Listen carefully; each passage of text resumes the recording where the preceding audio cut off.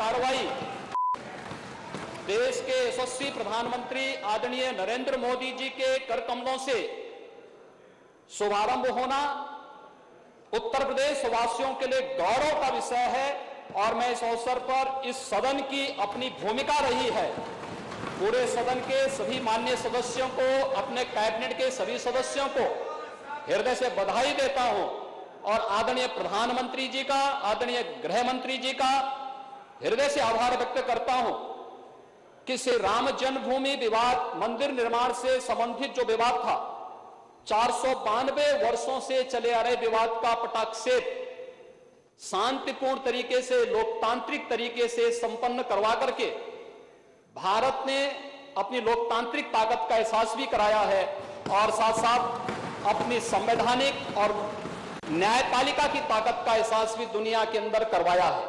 हम सब के लिए गौरव का विषय है और इस अवसर पर मैं यही कहना चाहता हूं कि सचमुच हम सब सौभाग्यशाली हैं कि 492 वर्षों में अनेक पीढ़ियां गई, संघर्ष चलता रहा, 76 से अधिक बड़े बड़े युद्ध हुए, 4 लाख से अधिक श्रद्धालु वहां पे शहीद हुआ और अंततः जो लोग पहले बड़ी बड़ी धमकियां देते थे, आपने देखा होगा जब 9 नवंबर 2019 को फैसला आया, उत्तर प्रदेश के लोकतांत्रिक इतिहास का सबसे शांतिपूर्ण दिन था। ये मर्यादा पुरुषोत्तम भगवान श्री राम की ताकत का है। ये वही ताकत है जिस ताकत को दुनिया ने भी समझा है, लेकिन बहुत सारे लोगों को राम राज्य की अवधारणा अच्छी नहीं लगती और इसीलिए मर्यादा पुरुषोत्तम भगवान श्री राम के मंदिर निर्माण की प्रक्रिया आगे बढ़ने से उनकी भावनाएं और वे लोग अपने अंदर की कुंठा को दबा नहीं पाए, वो बरबस निकल रहा है किसी न किसी रूप में, और किस रूप में निकल रहा है मुझे तो देख करके आश्चर्य होता है उन सबके वक्तव्यों को देख करके, और वक्तव्य भी किस रूप में सामने आते हैं। यानी जब देश में हर्ष और उमंग का विषय, उत्साह का एक नया माहौल है, दुनिया भारत को बधाई दे रही है, प्रधानमंत्री मोदी जी का अभिनंदन कर रही है, गृह मंत्री अमित शाह जी का अभिनंदन कर रही है, तिथियां किस रूप में मिलती हैं। 9 नवंबर 1989 को पूज्य संतों ने अयोध्या में राम मंदिर निर्माण का एक संकल्प लिया था और 9 नवंबर 2019 में 40 साल के बाद यह फैसला हिंदू समाज के पक्ष में आया, से राम मंदिर निर्माण के पक्ष में आया है और सर्वसम्मत फैसला आया। 5 अगस्त 2019 में इस देश के अंदर सत्ता लोलुप राजनीति की एक बड़ी गलती का परिमार्जन देश की संसद में आदरणीय प्रधानमंत्री जी के मार्गदर्शन में आदरणीय गृह मंत्री से अमित शाह जी ने कश्मीर की धारा 370 को सदैव के लिए समाप्त करके आतंकवाद की ताबूत पर अंतिम कील ठोकने का कार्य किया। तो 5 अगस्त 2020 ठीक 1 वर्ष के बाद 492 वर्षों का यह ऐतिहासिक कालखंड भी हम सबको देखने को मिला है। हम सब सौभाग्यशाली हैं कि हमारी पीढ़ी के सामने सारे कार्य संपन्न हो रहे हैं और हम भव्य मंदिर निर्माण का मार्ग देख पाएंगे। महोदय, इस अवसर पर बहुत सारे लोगों के वक्तव्य इसके बाद जिस रूप में आए हैं, जिन लोगों को राम के वास्तविकता पर ही विश्वास नहीं था, उन्हें राम की ताकत का एहसास अब तो हो रहा होगा। अब रोम की भाषा बोलने वाले लोग भी राम राम चिल्लाने लग गए हैं, भले वह परशुराम के बाने ही क्यों न हो, लेकिन उन्होंने चिल्लाना तो शुरू किया है, क्योंकि राम का नाम तो ऐसा है कि आप जिस भी रूप में ले लें, राम के नाम पर ले लें, चाहे परशुराम के नाम पर ले लें और चाहे मरा मरा के नाम पर ले लें, वो तो हर एक का उद्धार कर देता है।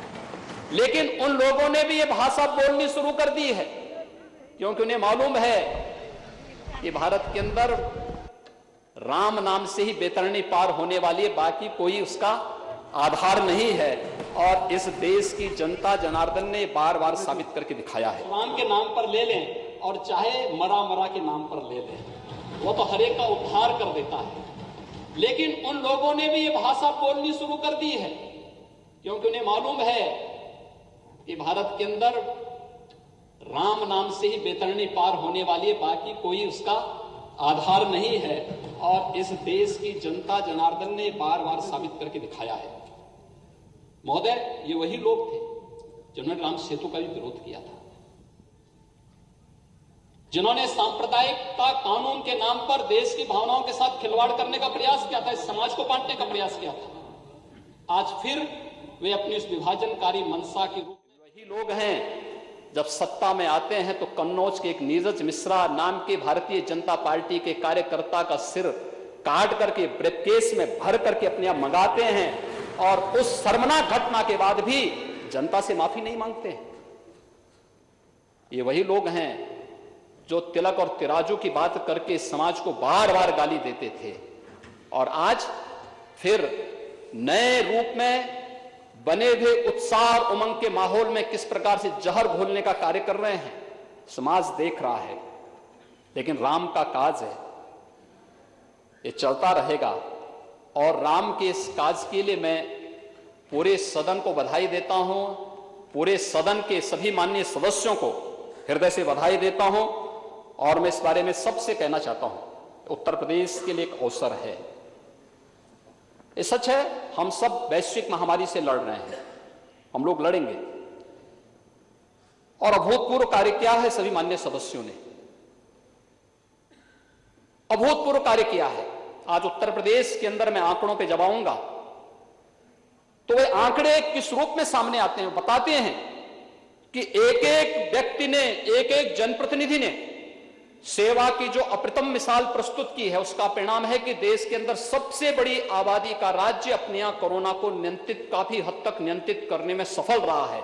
और उस कार्यक्रम को आगे बढ़ाने की दिशा भी हमारे सामने अयोध्या में श्री राम मंदिर निर्माण की कार्रवाई, यह एक अभूतपूर्व घटना है। और इस अभूतपूर्व घटना को आने वाले समय के लिए और भी स्मरणीय बनाने के लिए हम सब उस दिशा में एक नए प्रयास के साथ अयोध्यापुरी के विकास की एक नई रूपरेखा तैयार कर रहे हैं।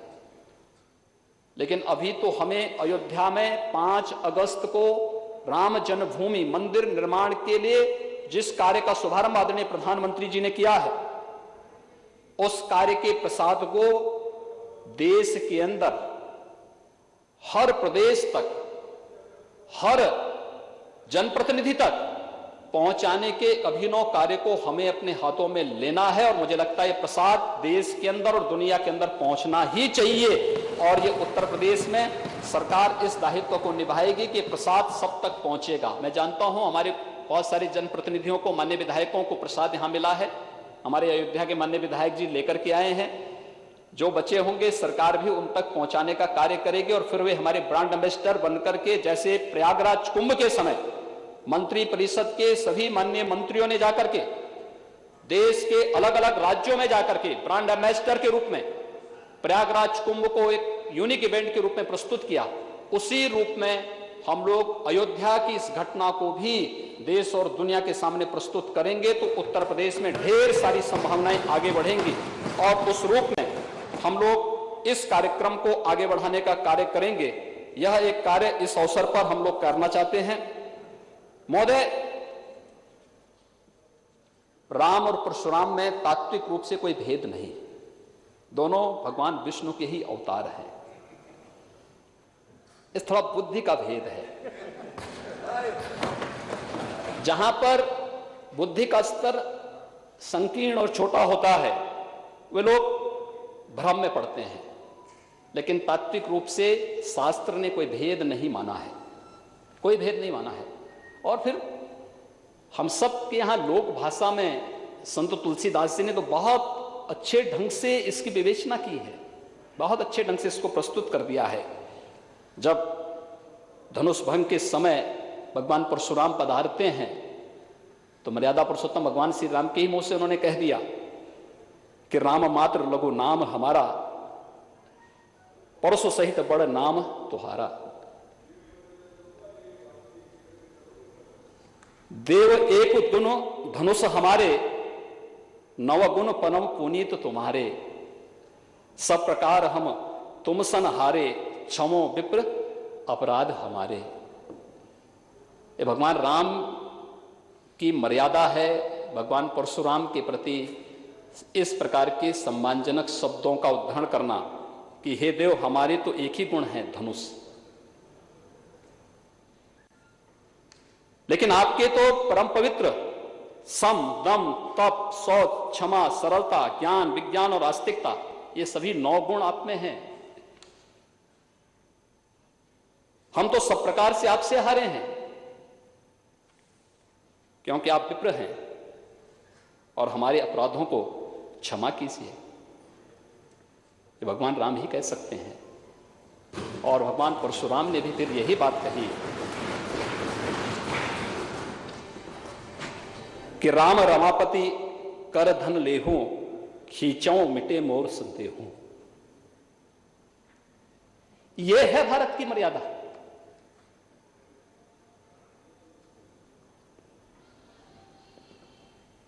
भगवान विष्णु का वह धनुष कि आखिर ये संदेह मिटे कैसे, क्या मैं जो देख रहा हूं क्या वो सच है। और उन्होंने यही कहा, हे राम, जो मैं देख रहा हूं ये धनुष लीजिए, इसका संधान कीजिए।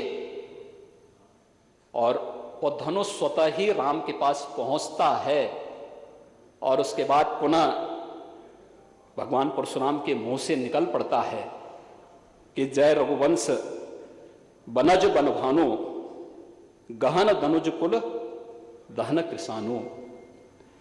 जय सुर विप्र धेनु हितकारी, जय मद मोह कोह ब्रह्महारी। कही जय जय जय रघुकुल केतु, भृगुपति गए बनहि तप हेतु। अगर उन्होंने राम और परशुराम के महत्व को समझा होता तो अपनी जातिवादी विभाजनकारी कुत्सित मनसाओं को व्यक्त करने के बजाय देश की खुशी के साथ ये लोग भी उमंग और उत्साह के साथ आए होते तो भारत की ताकत कई गुना बढ़ी होती। लेकिन दुर्भाग्य है उन लोगों का, वो देश की खुशी के साथ खुश नहीं हो सकते, क्योंकि देश की खुशी के साथ, राष्ट्र मंगल की खुशी के साथ वही लोग खुश हो सकते हैं जिनमें मर्यादा होती है, जिनमें धैर्य होता है। और लोकतंत्र में मर्यादा और धैर्य अत्यंत महत्वपूर्ण है, क्योंकि लोकतंत्र बगैर लोक लाज के नहीं चलता। ये लोक लाज बहुत महत्वपूर्ण होता है। व्यक्ति कुछ समय के लिए झूठ का सहारा लेकर के समाज के चेहरे पर धूल तो झोंक सकता है, लेकिन विधाता से कभी बच नहीं सकता है, कभी नहीं बच सकता है।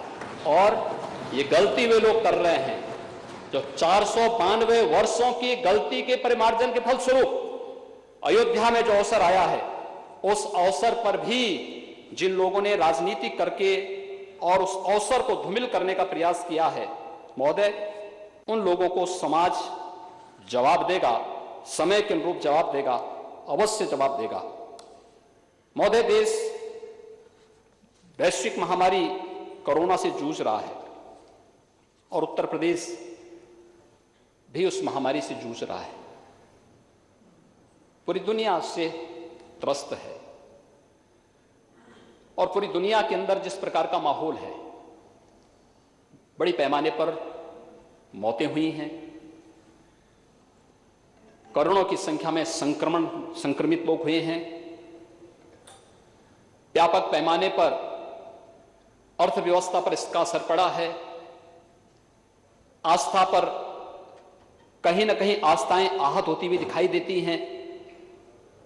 हम लोगों को भी मजबूरी में लोगों के लिए बोलना पड़ता है कि नहीं, पहले संक्रमण को रोकने के लिए हम जन आस्था को बचाएं, लोगों को बचाएं, और फिर इसके बाद फिर हमें बोलना पड़ता है कि हो सकता है कि कुछ समय के लिए हमें अपने पर्व और त्योहार स्थगित करने पड़े।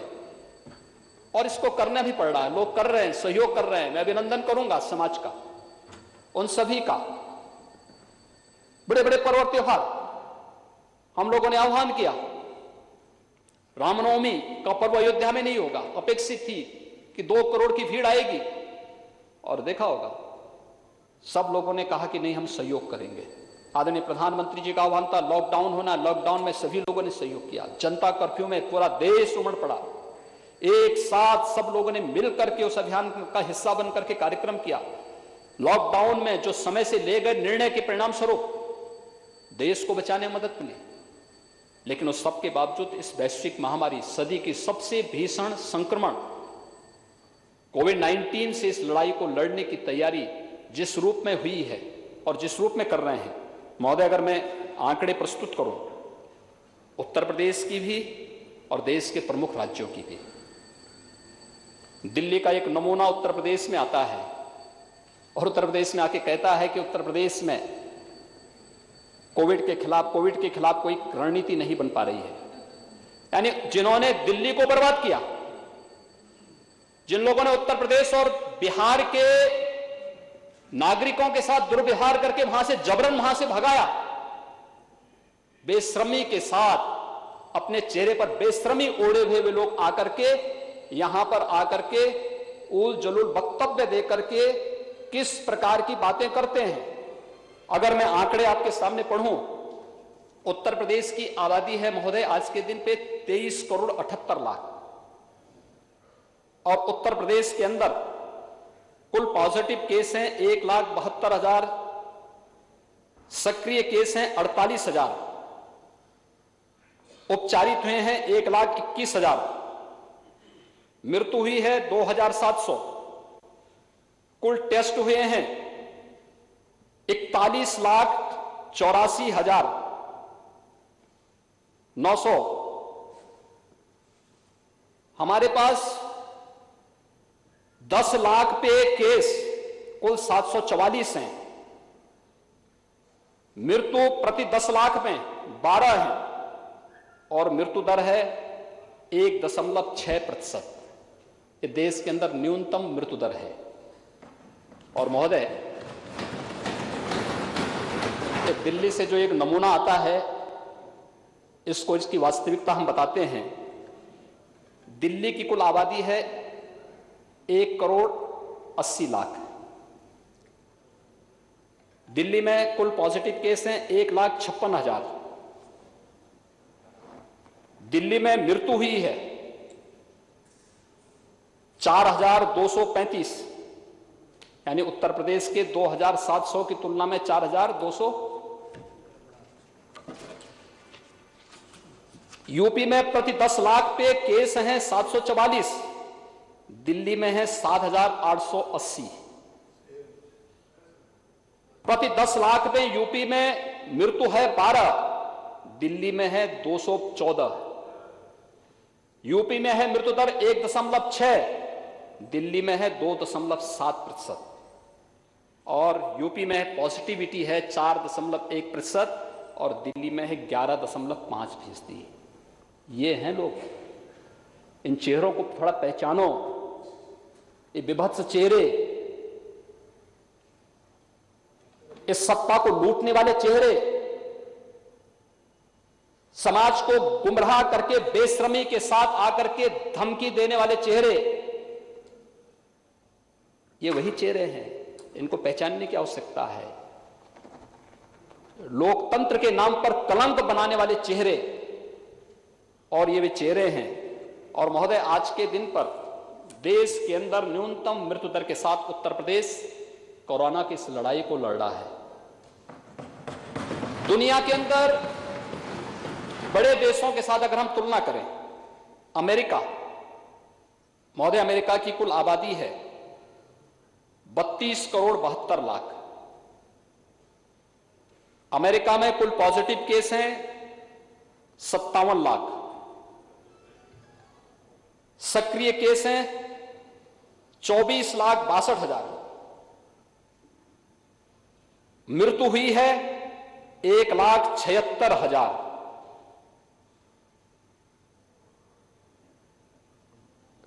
प्रति 10 लाख पे केस हैं 17,209। मृत्यु दर है, मृत्यु प्रति 10 लाख में है 532 और मृत्यु दर है 3.1%। और पॉजिटिविटी दर है 7.8%। अमेरिका दुनिया की सबसे बड़ी सामरिक ताकत भी है, आर्थिक ताकत भी है। ब्राजील आबादी है 20 करोड़ 95 लाख।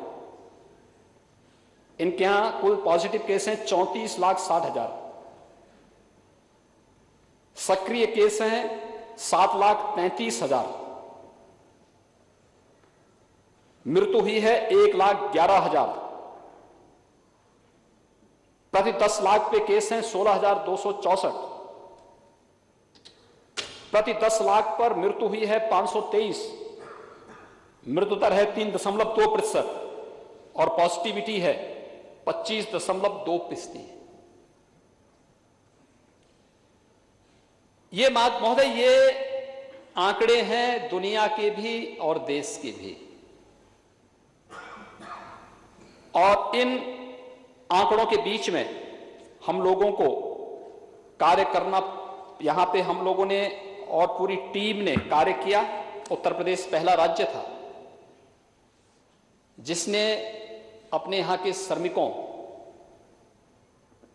स्ट्रीट वेंडर्स की और गरीबों के लिए राहत की घोषणा की। मंत्री परिषद जैसे बैठा, मंत्री परिषद की समिति वित्त मंत्री की अध्यक्षता में गठित होती है और मंत्री परिषद की सिफारिश के साथ ही, कमेटी की सिफारिश के साथ ही 25 मार्च को लॉकडाउन प्रारंभ होने के साथ ही सिफारिश भी लागू होती है। प्रदेश ने 34 लाख से अधिक निर्माण श्रमिक, स्ट्रीट वेंडर, पल्लेदार, कुली, इन सबको भरण पोषण भत्ता देने का कार्य प्रारंभ किया और उत्तर प्रदेश पहला राज्य था जिसने उन गरीबों के लिए इस प्रकार के कार्य की योजना को लागू किया और फिर पूरे देश के अंदर इस कार्यक्रम को लागू किया गया। महोदय, 18 करोड़ लोगों को अप्रैल माह से लेकर के अब तक लगातार महीने में 2-2 बार खाद्यान्न देने का कार्य हो रहा है उत्तर प्रदेश के अंदर, प्रधानमंत्री गरीब कल्याण पैकेज के अंतर्गत और उत्तर प्रदेश पीडीएस की जो स्कीम है उसके अंतर्गत भी ये कार्यक्रम लगातार चल रहे हैं। कोरोना कालखंड में उत्तर प्रदेश पहला राज्य था जिसने किसानों की कोई भी समस्या को बाधित नहीं होने दिया। समय पे फसल की कटाई हो, हार्वेस्टर पहुंचे, रेपर पहुंचे, किसानों के यहां उनको कंबाइन मशीन उपलब्ध हो जाए, हमने परमिशन दी, वहां पर हर प्रकार की सुविधाएं उपलब्ध करवाई। सारे कार्यक्रम आगे बढ़े। 119 चीनी मिलें थी, सभी 119 चीनी मिलें इस दौरान चलाई गई। 2,500 कोल्ड स्टोरेज थे, सभी कोल्ड स्टोरेज चलाए गए। और तो और उत्तर प्रदेश के सामने 25 को लॉकडाउन होता है मार्च को, 27 तारीख को दिल्ली से जबरन उत्तर प्रदेश और बिहार के लोगों को भगा दिया जाता है। और उसके बाद जो स्थिति पैदा होती है, जिस प्रकार की स्थिति पैदा होती है दिल्ली बॉर्डर पर, गाजियाबाद में, नोएडा में, उत्तर प्रदेश परिवहन निगम ने अगले 48 घंटे के अंदर सभी 3.5 से 4 लाख उत्तर प्रदेश वासियों को भी और बिहार वासियों को भी सुरक्षित उनके गांव तक या क्वारंटीन सेंटर तक पहुंचाने का कार्य किया। ये उत्तर प्रदेश ने ही किया। महोदय, उत्तर प्रदेश ने उस दौरान हमारे प्रदेश के 12,500 छात्र कोटा राजस्थान में थे। यानी जब हम एक आपदा से लड़ रहे हैं तब लोग बस के नाम पर स्कूटर का नंबर हमें देकर के मजाक बना रहे थे लोगों के साथ में, और यही सच्चाई नहीं सुनना चाहते, इसीलिए भाग करके बाहर गए हैं, क्योंकि इन्हें मालूम है कि जब ये सच्चाई सामने आएगी एक्सपोज होंगे। न्यायालय में गए, न्यायालय ने भी इनको इस बारे में कहा कि जब प्रदेश सरकार लड़ रही थी, एक महामारी से लड़ रही थी, उसमें सहयोग करने की बजाय आप झूठे नंबर देकर के गुमराह करने का प्रयास कर रहे हैं, बाधा पैदा कर रहे हैं। 12,500 हमारे बच्चे, इस प्रदेश के बच्चे कोटा राजस्थान में प्रतियोगी परीक्षाओं की तैयारी कर रहे थे। हम लोगों ने उन सभी बच्चों को उसी दौरान उत्तर प्रदेश परिवहन निगम की बसेज को लगा करके सुरक्षित उनके घर तक पहुंचाने का कार्य किया और वे सभी बच्चे अपने घर में सुरक्षित रहे। एक भी इन्फेक्शन इस मामले में भी नहीं आया। प्रयागराज में 15,000 छात्र प्रतियोगी परीक्षाओं की तैयारी कर रहे थे, कहीं कोई समस्या नहीं। उन सबको सुरक्षित उनके घरों तक पहुंचाने का कार्य भी उत्तर प्रदेश परिवहन निगम की बसेज से किया गया। जिन राज्यों ने हमसे मदद मांगी, मध्य प्रदेश ने मदद मांगी, हमने उत्तर प्रदेश में मध्य प्रदेश वासियों को भेजा। बिहार की सरकार ने मांगा, हमने उत्तर प्रदेश के परिवहन निगम की बसेज से उनको भेजने का कार्य किया। उत्तराखंड ने मांगा, उत्तराखंड के लोगों को भेजा। हरियाणा ने मांगा, हरियाणा के लोगों को भी हमने उत्तर प्रदेश से सुरक्षित उनके राज्यों में भेजने और पहुंचाने का कार्य किया। लेकिन उस क्राइसिस के दौरान भी जब राहत कार्य करना था, जब हमारे विधायक, हमारे सांसद राहत कार्य में लगे थे, तब भी विपक्ष वहां पे नकारात्मक राजनीति कर रही थी और तब भी झूठे आंकड़े दे रही थी। बस के नाम पर स्कूटर का नंबर दे रही थी, कबाड़ गाड़ियों का नंबर दे रही थी और अन्य मजाक बना करके जनता की सुरक्षा के साथ खिलवाड़ करने का कार्य कर रही थी। अक्षम्य अपराध इन लोगों का यह भी था और इसीलिए उन पर टिप्पणी करनी पड़ी थी माननीय न्यायालय को भी। महोदय, यह कार्यक्रम लगातार चलता रहा। उसके बाद उसी दौरान हम सब ने देखा तबलीगी जमात के कारण किस प्रकार से इंफेक्शन फैला था। उत्तर प्रदेश ने उसको भी बहुत मजबूती के साथ रोका। जिन लोगों ने उत्पात मचाना, क्योंकि बहुत सारे लोगों की आदत खराब होती है, मानते नहीं है, तो फिर जिस भाषा से मानते थे उस भाषा में मनवा करके और बहुत सख्त कार्रवाई की गई। सख्त कार्रवाई करने के बाद उस संक्रमण को रोकने का कार्य भी किया गया। उत्तर प्रदेश इसके बाद अपने उन नागरिकों की चिंता भी किया। 36 लाख से अधिक प्रवासी कामगार और मजदूर अलग अलग राज्यों में काम करते थे। उनकी सुरक्षित वापसी के लिए उत्तर प्रदेश परिवहन निगम ने, भारतीय रेल ने आदरणीय प्रधानमंत्री जी की अनुकंपा से जो व्यापक कार्य योजना बनाई, वे सभी लोग सुरक्षित आए। कोई कल्पना कर सकता है जिस राज्य में 40 लाख से अधिक माइग्रेंट लेबर आई हो, उस राज्य में संक्रमण किसी भी अन्य बड़े राज्य की तुलना में न्यूनतम स्तर पर है। और यह कार्य इसलिए हुआ क्योंकि एक टीम काम कर रही थी, एक मशीनरी काम कर रही थी।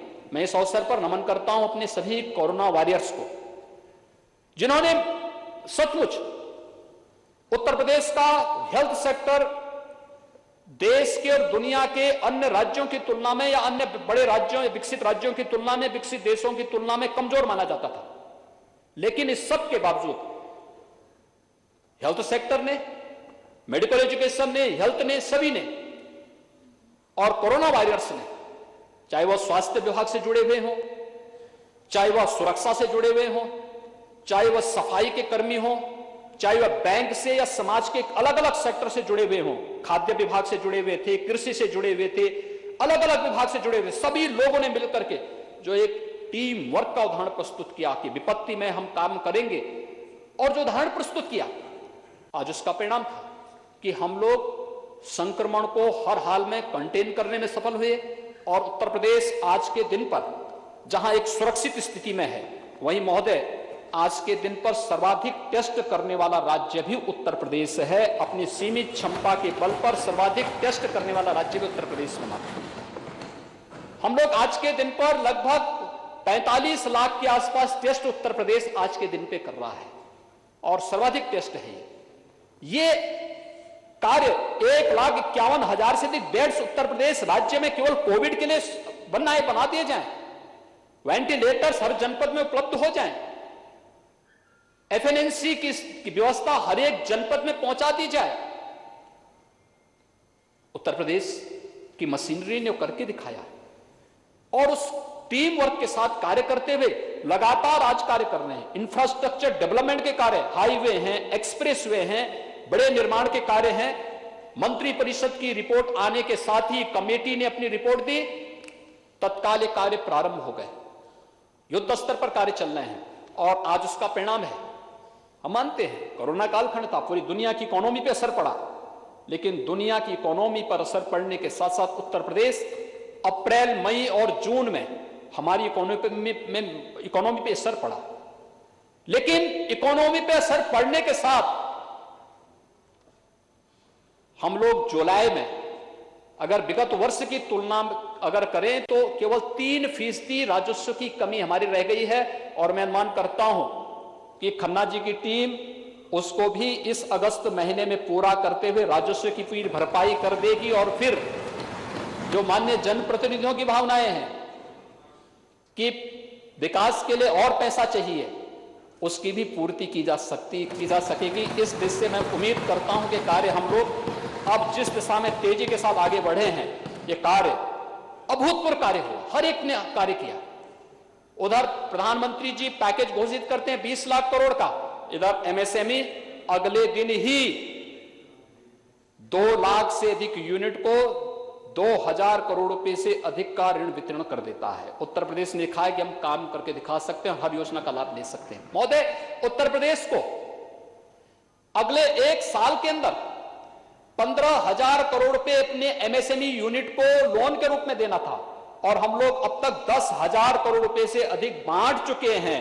और मुझे लगता है कि बहुत शीघ्र जो कार्य आगे होने जा रहे हैं, इन कार्यक्रमों को भी हम आगे करने जा रहे हैं, बहुत तेजी के साथ आगे बढ़ा रहे हैं। हर एक सेक्टर, हर एक ने भूतपूर्व कार्य का, पावर में, बिजली, उस कालखंड में भी बिजली निरंतर मिलती रही लोगों को, कहीं कोई समस्या नहीं थी। और हम आभारी हैं आदरणीय प्रधानमंत्री जी के और सूचना और प्रसारण मंत्री भारत सरकार के, जिन्होंने रामायण और महाभारत के नाम पर एक बार फिर से लोगों में एक नई ऊर्जा का संचार कर दिया। पूरे कई बार तो मैं देख रहा था, उस दौरान मैं देखता था कि रामायण इस समय भी, अगली बार भी क्यों भाई बार बार कैसे आ रहा है, कि नहीं, लोगों की डिमांड है। यह है भारत की भावना। अगर इस भावना को समझने का प्रयास किया होता विपक्ष ने, तो राम के प्रति इस प्रकार की अनर्गल टिप्पणी ये लोग नहीं करते। लेकिन खैर, जो राम का हुआ उसके सारे काम अपने आप सिद्ध होते हुए चलते हैं। और ये तो भारत की परंपरा भी है, जिसने राम का नाम लिया वह सबके लिए पूज्य हो गया। बजरंगबली हनुमान हो या फिर महर्षि वाल्मीकि हो, सबके लिए पूज्य हो गए, त्रिकालदर्शी हो गए। हर देश, हर काल परिस्थिति में हर प्रकार की मानवता के लिए पूज्य हो गए। लेकिन जिसने राम के साथ द्रोह किया, मारीच की तरह उसको दुर्गति को भी प्राप्त होना पड़ा है, ये हमें नहीं भूलना चाहिए। और महोदय, मैं इस अवसर पर यही कहना चाहूंगा कि उत्तर प्रदेश सरकार हर एक मोर्चे पर इस कार्य को आगे बढ़ाने का कार्य कर रही है। मैं सभी माननीय जनप्रतिनिधियों से और खासतौर पर अपने सभी माननीय विधायक गणों से भी अनुरोध करूंगा कि जो कार्य आप लोगों ने किया है, जिस तरीके से अभूतपूर्व मिसाल प्रस्तुत की है, खाद्यान्न वितरण की, राशन की, माइग्रेंट लेबर को लेकर के स्वयं की चिंता किए बगैर, उस दौरान में देखता था बहुत सारे विधायकगण जाते थे, उनके लिए शिविर लगाते थे, भोजन वितरण करते थे, लोगों को राहत देते थे, उनको सुरक्षित पहुंचाने का कार्य करते थे, एक एक गांव का विजिट करते थे। मुझे फोन करके बोलना पड़ता था कि भाई देखो, अपना स्वयं का बचाव पहले करिए, अपना बचाव करते हुए फिर हमें बचाव के कार्यक्रम को आगे बढ़ाना है। और इस कार्यक्रम को करते करते हमें अपने 2 मंत्री भी खोने पड़े। यह हमारे लिए एक त्रासदी है। लेकिन इस महामारी से लड़ते हुए भी उत्तर प्रदेश अगर 24 करोड़ लोगों के जनविश्वास का प्रतीक बना हुआ है, तो हमें इस विश्वास को और मजबूती से आगे बढ़ाना है। क्योंकि नवंबर तक अभी खाद्यान्न की योजना महीने में 2 बार जो देने की कार्रवाई चल रही है, इसको मजबूती के साथ आगे बढ़ाना। मैं अनुरोध करूंगा, आप में से जितने भी माननीय जनप्रतिनिधि हैं, हर विधानसभा क्षेत्र में कोई ना कोई कस्बा है, कोई ना कोई नगर है। स्ट्रीट वेंडर के लिए बहुत अच्छी योजना आई है। इस स्ट्रीट वेंडर की योजना को अपने यहां लागू करने की तैयारी करिए। 10,000 का लोन हर स्ट्रीट वेंडर को अगर मिल जाता है, तो मुझे लगता है उसका रजिस्ट्रेशन करना, एक बड़े आयोजन के माध्यम से उन लोगों को लोन मेला लगा करके लोन उपलब्ध करवाना, और फिर डिजिटल पेमेंट के साथ आप उसको जोड़ देंगे, मुझे लगता है कि उसके जीवन में नया परिवर्तन होता हुआ दिखाई देगा। एमएसएमई सेक्टर में, विश्वकर्मा श्रम सम्मान में, और आज जो विधेयक आपने यहां पारित किया है, इस विधेयक में एमएसएमई में लगने वाली यूनिट में 1000 दिनों तक किसी प्रकार की कोई समस्या नहीं। आप आज अपना आवेदन करके काम अपना प्रारंभ कर दीजिए, 1000 दिनों में आप एनओसी लेते रहिए, और अगर आपने तय समय सीमा के अंदर आवेदन कर दिया है और नहीं दिया तो डीम्ड मान ली जाएगी कि आपको ले लिया, आपको दे दिया गया। इसके लिए फिर कोई अन्य प्रकार की उसकी आवश्यकता नहीं। ये एक बड़ा कार्य, और इस कार्य को करने की दिशा में हम लोगों को अभी से अपनी कार्य योजना बनानी चाहिए। खाद्यान्न, हर गरीब को खाद्यान्न देने की व्यवस्था, जो गरीब है जिसके पास राशन कार्ड नहीं था, बनाइए आप राशन कार्ड। नेशनल पोर्टेबिलिटी ने तो यह भी व्यवस्था दे दी है, अगर उत्तर प्रदेश का कोई राशन कार्ड धारक है, अगर वह किसी ऐसे राज्य में जिसने अपने यहां ई-पॉस मशीन लगाई है, वहां पर भी उसने लगाई है, तो उत्तर प्रदेश में अगर खाद्यान्न नहीं लेना चाहता, महाराष्ट्र में लेना चाहता, तो महाराष्ट्र में भी उसको मिल सकता है। या महाराष्ट्रवासी है, अगर उसको वहां खाद्यान्न उसने नहीं लिया है और वह अपने राशन कार्ड से वहां पे महाराष्ट्र में बने हुए राशन कार्ड से उत्तर प्रदेश में राशन लेना चाहता है, उसको उत्तर प्रदेश में सुविधा प्राप्त हो सकती है। नेशनल पोर्टेबिलिटी ने, प्रधानमंत्री जी ने यह सुविधा दे दी है। हम प्रधानमंत्री जी के आभारी हैं कि उन्होंने नेशनल पोर्टेबिलिटी की व्यवस्था को लागू किया। उत्तर प्रदेश सबसे बड़ी आबादी का राज्य होने के बावजूद भी हमने इसको उत्तर प्रदेश के अंदर लागू किया है। यह सुविधा हम उत्तर प्रदेश को दे चुके हैं। एक बड़ा कार्यक्रम इसके साथ चल रहा है। मैं अपील करूंगा आपसे, पावर सेक्टर में बड़ा कार्य होने जा रहा है। 1.5 साल का समय भी आपके पास नहीं चुनाव के लिए। जितने मजरे हैं विद्युतीकरण के लिए, अपनी पूरी सूची बना करके सरकार को उपलब्ध करवाएं, विभाग को उपलब्ध करवाएं। 1 साल के अंदर प्रयास करें, एक अभियान चला करके सभी मजरों तक विद्युतीकरण का कार्य प्रारंभ कर पूरा करवा दे। सरकार पूरा पैसा इसके लिए उपलब्ध करवाएगी। इसके लिए पैसे की कोई कमी नहीं आड़े आने वाली है। सड़कों के लिए व्यापक कार्य योजना को लेकर के हम कार्य करने जा रहे हैं। इंफ्रास्ट्रक्चर डेवलपमेंट के लिए, सबसे बड़ी आबादी का राज्य होने और सब आर्थिक स्थिति अन्य राज्यों की तुलना में उतनी मजबूत न होने के बावजूद भी पूर्वांचल एक्सप्रेसवे का काम तय समय सीमा के अंदर पूरा होगा। उत्तर प्रदेश सरकार इस कार्य को तेजी के साथ आगे बढ़ा रही है। बुंदेलखंड एक्सप्रेसवे तय समय सीमा के अंदर पूरा होगी। डिफेंस कॉरिडोर का काम तय समय सीमा के अंदर तेजी के साथ आगे बढ़ रहा है। गंगा एक्सप्रेसवे का काम मेरठ से प्रयागराज तक, यह कार्य राज्य सरकार अपने स्तर पर औद्योगिक विकास विभाग इस कार्य को कर रही है। लेकिन साथ साथ हमने भारत सरकार से भी अनुरोध किया है कि मेरठ को हरिद्वार तक जोड़ने और प्रयागराज को काशी तक जोड़ने के लिए इस एक्सप्रेसवे को कर देंगे तो गंगा एक्सप्रेसवे पूरी इस मंशा को पूरा कर देगा कि हरिद्वार से लेकर के और हम लोग काशी तक इस गंगा एक्सप्रेसवे के माध्यम से उत्तर प्रदेश को पूरब से पश्चिम तक जोड़ने का एक बड़ा कॉरिडोर दे देंगे और एक विकास का बहुत बड़ा गलियारा बनेगा। औद्योगिक विकास विभाग ने इन सभी एक्सप्रेसवे को एक्सप्रेसवे तक सीमित नहीं रखा है। इसमें हमारे जगह जगह क्लस्टर बनेंगे, औद्योगिक क्लस्टर बनेंगे अलग अलग। कहीं एमएसएमई का बन जाएगा, कहीं फूड प्रोसेसिंग का बन जाएगा, कहीं पे टेक्सटाइल का बन जाएगा, कहीं पे किसी अन्य उसका बन जाएगा। अलग अलग हमारे पास पहले से मौजूद हैं। 1 डिस्ट्रिक्ट 1 प्रोडक्ट की कार्य योजना बहुत प्रभावी योजना है। आत्मनिर्भर भारत की परिकल्पना का आधार उत्तर प्रदेश के अंदर 1 डिस्ट्रिक्ट 1 प्रोडक्ट की योजना बनेगी और इस योजना को जितना हम अपने अपने जनपद की एक एक योजना को लेकर के उसको प्रमोट करें। अभी एमएसएमई विभाग ने हर जनपद में फैसिलिटी सेंटर बनाने की कार्रवाई प्रारंभ की। अभिनव योजना है। उसकी मार्केटिंग, उसकी ब्रांडिंग, उसको डिजाइनिंग के साथ जोड़ना, व्यापक पैमाने पर उस कार्यक्रम को आगे बढ़ाना, यह कार्य हमें व्यापक पैमाने पर आगे बढ़ाने के लिए तय करना होगा। और इस दिशा से आज एक कार्य, इस व्यवस्था को तेजी के साथ हम आगे बढ़ा रहे हैं। मैं विश्वास के साथ कह सकता हूं कि कोरोना के खिलाफ देश की इस लड़ाई में उत्तर प्रदेश अपनी प्रमुख भूमिका के साथ सामने आएगा। आज हर व्यक्ति उत्तर प्रदेश की इस भूमिका को स्वीकार करता है, चाहे वह स्वास्थ्य विभाग की, चिकित्सा शिक्षा विभाग की, यानी हर एक विभाग अपने अपने स्तर पर उस कार्य को तेजी के साथ आगे बढ़ाने का कार्य कर रहा है। आज जब विपक्ष के पास कोई मुद्दा नहीं तो फिर घूम फिर करके वह अपनी उन पुरानी आदतों के साथ फिर से जुड़ रहा है। क्योंकि जो आदतें बोला जाता ना, आदत बुरी आदत जाती नहीं है, बुरी आदत जाती नहीं, अपनी वही विभाजनकारी संकीर्ण मानसिकता, और उस संकीर्ण मानसिकता के साथ जो कार्य कर रहे हैं वह कार्य मुझे लगता है कि इतिहास कभी उन्हें माफ करेगा नहीं, कभी नहीं माफ करेगा। महोदय, यह कार्य कोविड-19 की दृष्टि आदरणीय प्रधानमंत्री जी के नेतृत्व में देश जिस मजबूती से लड़ रहा है, हम उसको बहुत मजबूती के साथ आगे बढ़ाएंगे। इस दौरान कोविड-19 के साथ साथ हम बाढ़ से भी जूझ रहे हैं। प्रदेश के अंदर 40 जिले हमारे बाढ़ के प्रति संवेदनशील हैं। मुझे कुछ जिलों में जाने का अवसर मिला, लेकिन मैंने देखा है, मैं प्रतिदिन की रिपोर्ट लेता हूं और मैं देखता हूं हमारे जनप्रतिनिधिगण कोई नाव में बैठ करके, कोई स्टीमर में बैठ करके, कोई गरीबों के बीच में जाकर के खाद्यान्न दे रहा है। और मुझे लगता है कि जिस भी जनप्रतिनिधि ने खाद्यान्न के पैकेट गरीब तक पहुंचाए हैं, मुझे लगता है उस गरीब बेचारे के लिए हमेशा के लिए वो यादगार बनेगा, क्योंकि लगभग 50 किलो का पूरा खाद्यान्न का पैकेट है।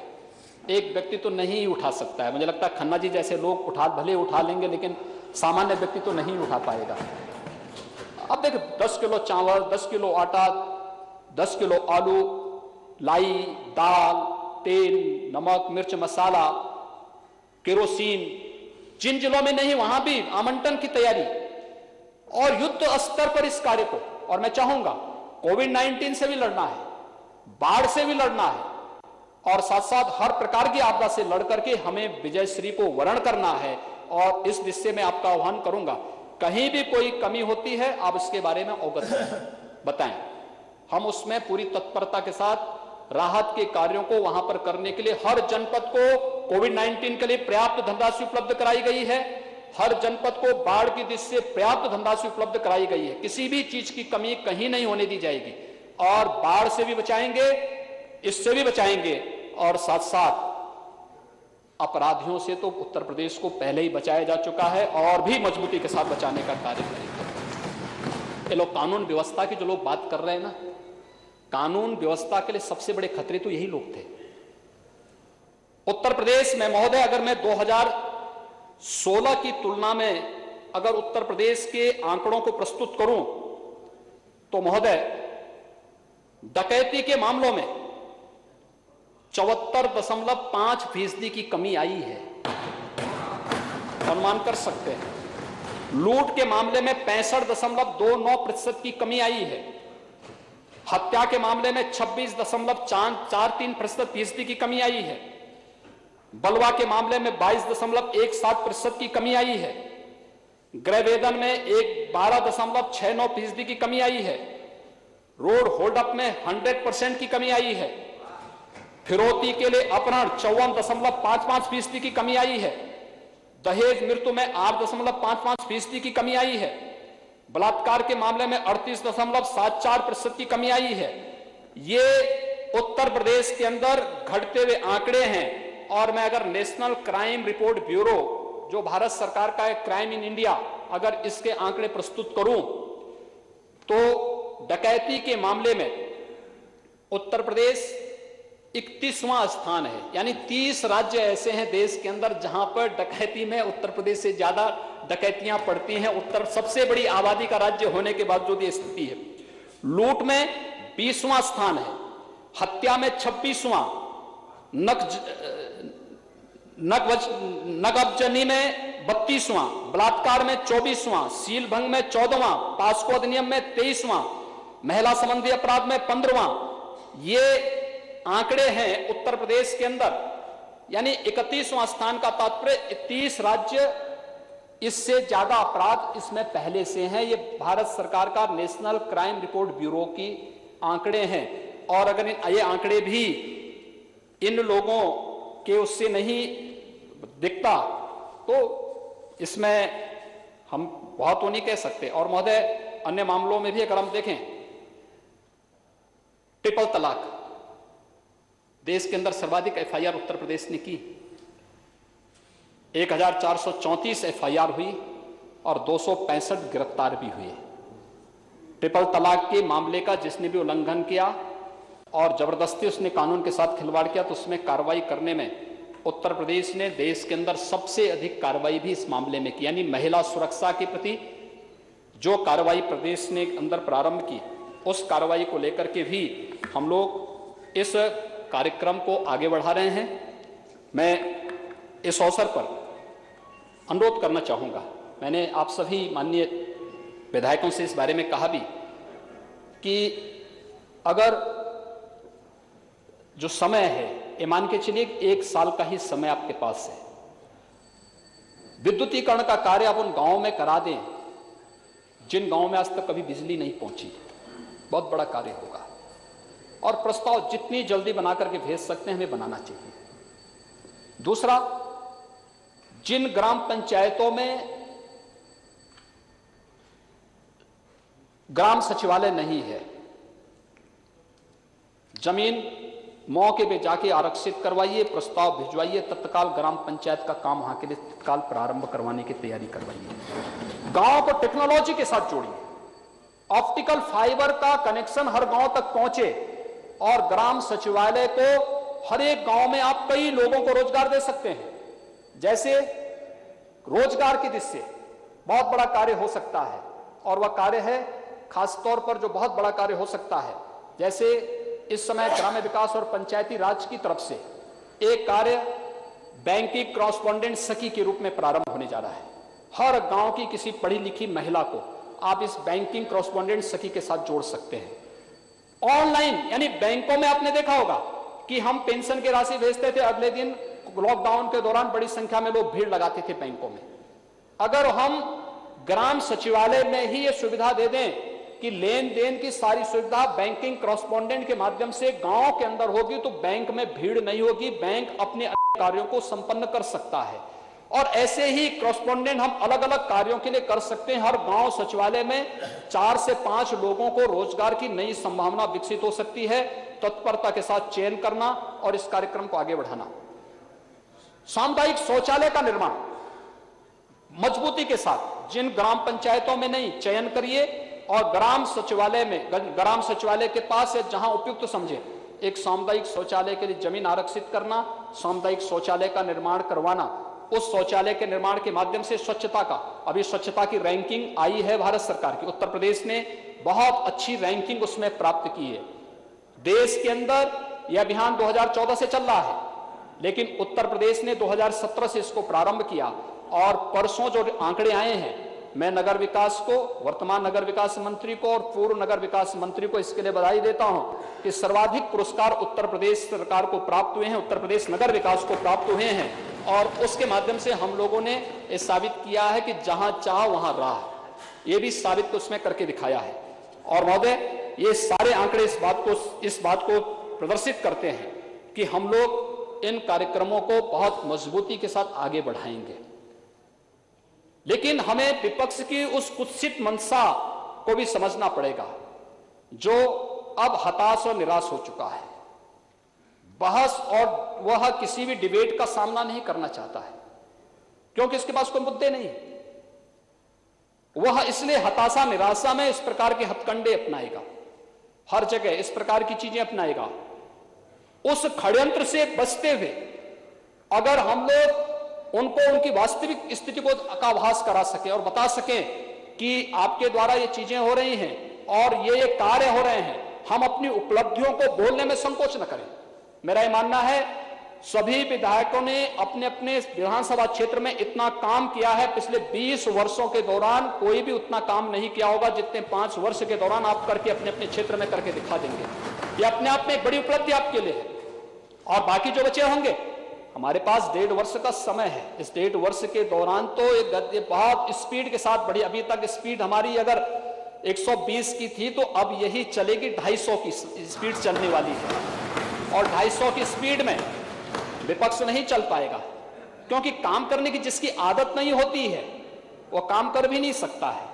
उनकी आदत नहीं काम करने की, इसलिए उनकी उस गलत मंशा, वो विभाजनकारी मंशा से बचते हुए हम केवल, मैं आपसे यही कहना चाहता हूं कि हम लोगों को एक नए और समृद्ध उत्तर प्रदेश को, एक सुरक्षित उत्तर प्रदेश की ओर जाने की व्यवस्था करनी चाहिए। और मैं देख रहा था, जब मैं सदन में घुसा, मुझे देख के आश्चर्य हुआ था कि विपक्ष के एक माननीय सदस्य अपने गले में तख्ती लटकाए हुए थे। तो मुझे मेरठ की वो घटना याद आ गई जहां पे एक अपराधी अपने गले में तख्ती लटका करके घूम रहा था और कह रहा था जान बख्शो, और जान बख्शो की बात कर रहा था। और जान बख्शो की बात कर रहा था। मुझे लगता है जनता इनको जब सबक सिखाएगी तो यही बताएगी, तब फिर इन लोगों को इसी प्रकार की तथ्य लेकर के घूमना पड़ेगा जनता से माफी मांगने के लिए। ये जनता के अदालत में ये लोग वहां पर जनता के सामने, इनके सामने जवाब देते हुए नहीं बनेगा। और किन किन लोगों के लिए एक, यानी आज तो सदन में खानों को बाहर करने की एक नई मुहिम चल पड़ी है।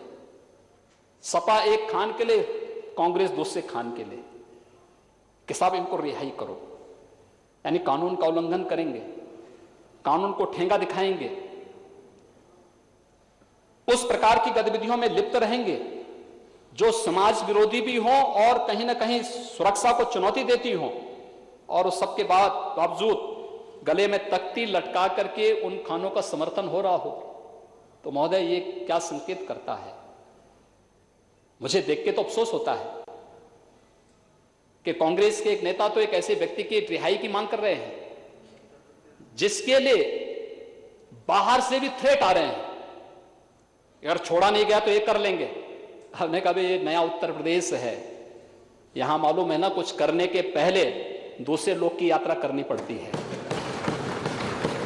बोल जाइए, यहां आकर के धमकी दोगे और थ्रेट करोगे सुरक्षा मशीनरी को, तो ये स्वीकार्य नहीं हो सकता है। अगर दूसरे लोग की यात्रा करनी है तो इस प्रकार की थ्रेट दो। अरे थ्रेट हम सुनने वाले नहीं हैं। मुझे केवल आपसे यह अपील करनी है कि महोदय, आपने बहुत महत्वपूर्ण निर्णय लिया कोरोना कालखंड में सदन को चलाने का। यह हमारी संवैधानिक बाध्यता थी। मैं सभी माननीय सदस्यों को हृदय से धन्यवाद भी दूंगा कि मैं जानता हूं इनमें से बहुत सारे माननीय सदस्यों के परिवार के लोग उनको सदन में नहीं भेजना चाहते थे। मुझे लगता है कोई बिरला ही होगा जिस खन्ना जी जैसे लोग होंगे जिनको कोई पूछने वाला नहीं होगा।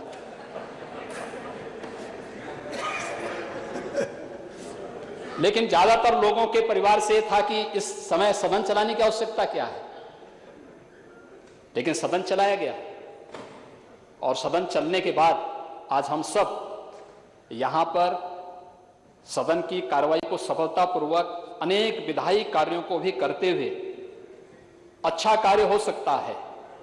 सदन इस बात को साबित करेगा।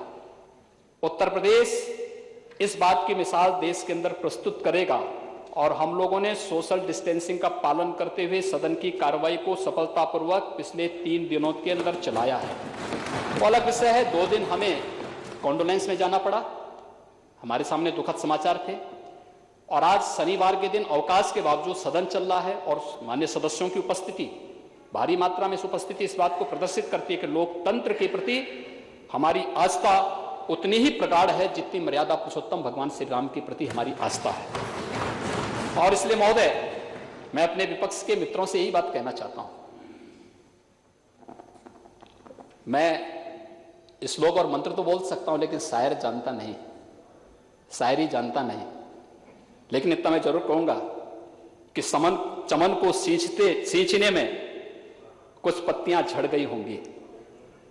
यही इल्जाम लग रहा है हम पर बेवफाई का। लेकिन महोदय, चमन को रौंद डाला जिन्होंने अपने पैरों से, वही दावा कर रहे हैं इस समन की रहनुमाई का। धन्यवाद। माननीय लालजी वर्मा जी, आप कुछ। तो सीएम योगी को आप सुन रहे थे विधानसभा में विपक्ष के आरोपों पर पलटवार करते हुए आंकड़ों के साथ यहां पर सीएम योगी का विपक्ष को जवाब कि रोम के लोग भी अब राम का नाम ले रहे हैं। 492 सालों पुराना विवाद खत्म हुआ है। परशुराम के बहाने ही सही, लेकिन राम का नाम तो लिया जा रहा है। राम और परशुराम में कोई भेद नहीं है। सीएम योगी को अभी आपने सुना और विपक्ष के तमाम आरोपों का जवाब सीएम ने कुछ इस अंदाज में दिया कि तिलक तराजू कहकर विभाजन करने वाले भी अब राम का नाम ले रहे हैं। विधानसभा में सीएम योगी ने विपक्ष को करारा जवाब दिया, कांग्रेस पर निशाना साधा कि रोम का नाम, जो रोम के लोग हैं वो भी अब राम का नाम ले रहे हैं। एसपी पर पलटवार किया कि परशुराम ही सही लेकिन राम का नाम तो ले रहे हैं, क्योंकि राम और परशुराम में कोई भेद नहीं है।